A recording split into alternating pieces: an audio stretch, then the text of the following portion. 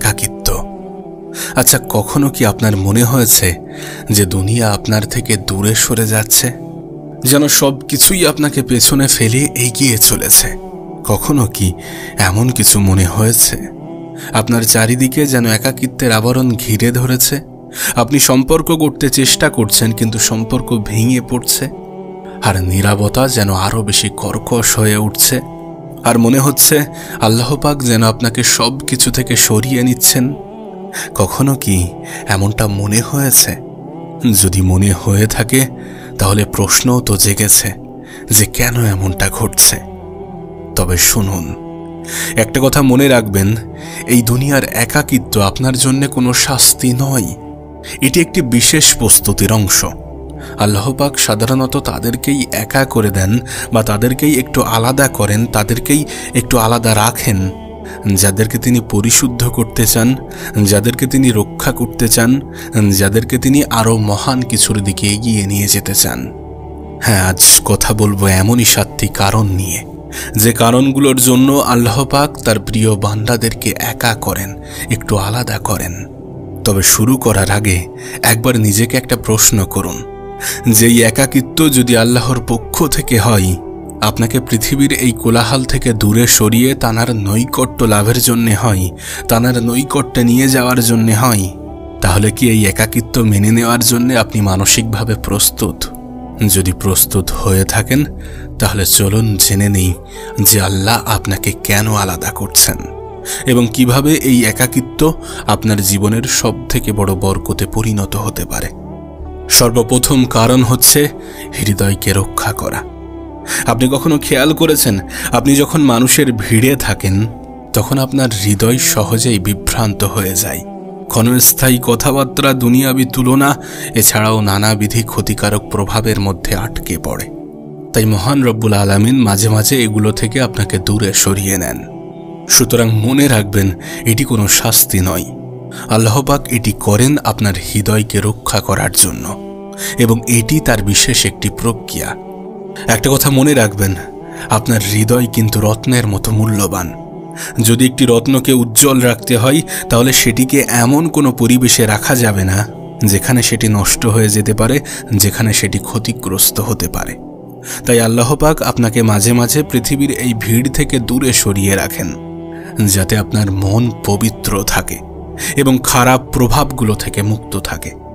আপনি হয়তোবা খেয়াল করেছেন, আপনার চারপাশে এমন অনেক মানুষজন আছে, এমন অনেক বন্ধুবান্ধব আপনার জীবনে আছে যারা মজা করার ছলে আপনার ইসলামী বিশ্বাসকে নিয়ে হাসি তামাশা করে, আর তাদের সাথে সময় কাটাতে গিয়ে আপনিও তাদের মতো আচরণ করেন। এখন যদি হঠাৎ তারা আপনার জীবন থেকে দূরে সরে যায়, শুরুতে হয়তোবা আপনি একটু কষ্ট পাবেন, কিন্তু একটা নির্দিষ্ট সময় পরে আপনি ঠিকই বুঝবেন, আপনি ঠিকই অনুভব করবেন যে আল্লাহ আপনাকে তাদের খারাপ প্রভাব থেকে বাঁচিয়েছেন। আল্লাহ এই একাকিত্ব দিয়ে আপনাকে একটি সুযোগ করে দিয়েছেন, আপনার মনকে বিশুদ্ধ করার এবং মহান রব্বুল আলামিনের সাথে আরও বেশি গভীর সম্পর্ক তৈরি করার। জানেন, এই একাকিত্ব আমাদেরকে কোরআনের একটি আয়াতের কথা স্মরণ করিয়ে দেয়, যে তোমরা দুর্বল হও না এবং দুঃখ করো না, তোমরাই হবে বিজয়ী যদি তোমরা মুমিন হও। তাই আপনার কাছে অনুরোধ করব, আপনি নিজেকে কখনো একা ভাববেন না। আপনার মতো এই পৃথিবীর অনেক মানুষকে আল্লাহ পাক এইভাবেই পরীক্ষা নেন, আর নিঃসন্দেহে এই সকল মানুষগুলোকে আল্লাহ পাক ভালোবাসেন। 2 নম্বর কারণ, আপনি কখনো খেয়াল করেছেন, যখন আপনি নিজেকে উন্নত করার চেষ্টা করেন তখন যেন পৃথিবীর কোলাহল ধীরে ধীরে কমে আসে। আসলে আল্লাহ ইচ্ছাকৃতভাবে আপনার জীবনের অপ্রয়োজনীয় মানুষ, অবান্তর কথাবার্তা এবং মনোযোগ নষ্ট করার সকল উৎসগুলো সরিয়ে দিচ্ছেন। এখন প্রশ্ন আপনার মনে আসতেই পারে যে কেন? তার কারণ মানুষকে একাকিত্বে ফেলা আল্লাহ পাকের একটি বিশেষ কৌশলের অংশ, যা আপনাকে পরিশুদ্ধ এবং আপনার মানসিকতাকে আরও কয়েক গুণ বেশি উন্নত করার জন্য আসে। একবার ভেবে দেখুন, যখন আপনি মানুষের মধ্যে থাকেন, যখন আপনি মানুষের কথাবার্তা, মতামত, অর্থহীন বাস্তবতা বা খারাপ সম্পর্কগুলোর মধ্যে থাকেন, তখন কি আপনি নিজের কথাগুলো শুনতে পান অথবা আল্লাহর সাথে গভীর সংযোগ স্থাপন করতে পারেন? না, কখনোই তা পারেন না। কিন্তু একাকিত্ব সেই কোলাহল থেকে দূর করে আপনাকে নিজের বাস্তবতার মুখোমুখি দাঁড় করাতে বাধ্য করে। আপনাকে শেখায় কোন বিষয়গুলো সত্যি গুরুত্বপূর্ণ এবং কোন বিষয়গুলো অতটা গুরুত্বপূর্ণ নয়। একটা কথা সবসময় মাথায় রাখার চেষ্টা করবেন, আল্লাহ পাক আপনাকে শাস্তি দেওয়ার জন্য একা করেন না। আল্লাহ পাক আপনাকে দুর্বল করার জন্য একা করেন না, বরং আপনাকে মজবুত করার জন্য একা করেন। একবার ভেবে দেখুন, নবী পাক সাল্লাল্লাহু আলাইহি সাল্লাম আল্লাহর পক্ষ থেকে ওহী প্রকাশ হওয়ার আগে প্রায়ই হেরা গুহায় ধ্যানমগ্ন করার জন্য যেতেন। এই একাকিত্ব শুধুমাত্র শারীরিক ছিল না, এটি ছিল তার আধ্যাত্মিক প্রস্তুতির একটি অংশ। ঠিক তেমনি আপনার জীবনের একাকিত্ব হতে পারে আল্লাহর একটি পন্থা, যা আপনাকে একটি বড় উদ্দেশ্যের জন্য প্রস্তুত করছে। তবে এটা বাস্তব যে একা থাকাটা সবসময় সহজ নয়। অনেক সময় এটা আপনার কাছে অনেক ভারী, অনেক বেদনাদায়ক মনে হতে পারে। হয়তোবা আপনার মনে হতে পারে যে সকল মানুষগুলো আপনার সাথে ছিল তারা কেন হঠাৎ আপনার থেকে দূরে সরে গেল। আপনি কি জানেন, সবাই আপনার সাথে এই যাত্রাপথে থাকার জন্যে নয়। কিছু মানুষ শুধুমাত্র সাময়িক সময়ের সঙ্গী, আর কিছু মানুষ শিক্ষা দিয়ে চলে যায়। এটাই বাস্তব, এটাই স্বাভাবিক। একটা কথা মনে রাখবেন, একাকিত্বের অস্বস্তিও সাময়িক, কিন্তু একাকিত্বই আপনার পরম বন্ধু। এই একাকিত্ব যে স্পষ্টতা এবং শক্তি আনে, সেটা আপনার মধ্যে সারা জীবন থেকে যায়। এই নীরবতা আপনাকে শেখায় যে আল্লাহর উপরে বিশ্বাস রাখতে হবে, আল্লাহর উপরে বিশ্বাস করতে হবে। আপনি এটা বুঝতে পারেন, আপনি এটা অনুভব করেন যে এই দুনিয়ায় আল্লাহর থেকে অধিক আপন কেউ হয় না। আপনাকে আরও শেখায় যে মানুষের গ্রহণযোগ্যতা নয়, বরং স্রষ্টার সাথে আপনার সম্পর্কটাই আপনার প্রকৃত মূল্য নির্ধারণ করে। সুতরাং একাকিত্ব কোনো শাস্তি নয়, এর দ্বারা আল্লাহ আপনাকে সেই ব্যক্তি বানাচ্ছেন যার প্রাপ্য শুধুমাত্র আপনি নিজেই। 3 নম্বর কারণ, আপনার একাকিত্ব আপনার আল্লাহর সাথে শক্তিশালী সম্পর্ক গড়ে তুলতে সাহায্য করে। আচ্ছা, কখনো কি এমন অনুভব করেছেন যে কেউ আপনার অনুভূতি ঠিকঠাকভাবে বুঝতে পারছে না? আপনার কষ্টের কথাগুলি যখন আপনি অন্যদেরকে শেয়ার করেন, তখন তাদের চিন্তাভাবনার সাথে আপনার চিন্তাভাবনার মিল খাচ্ছে না।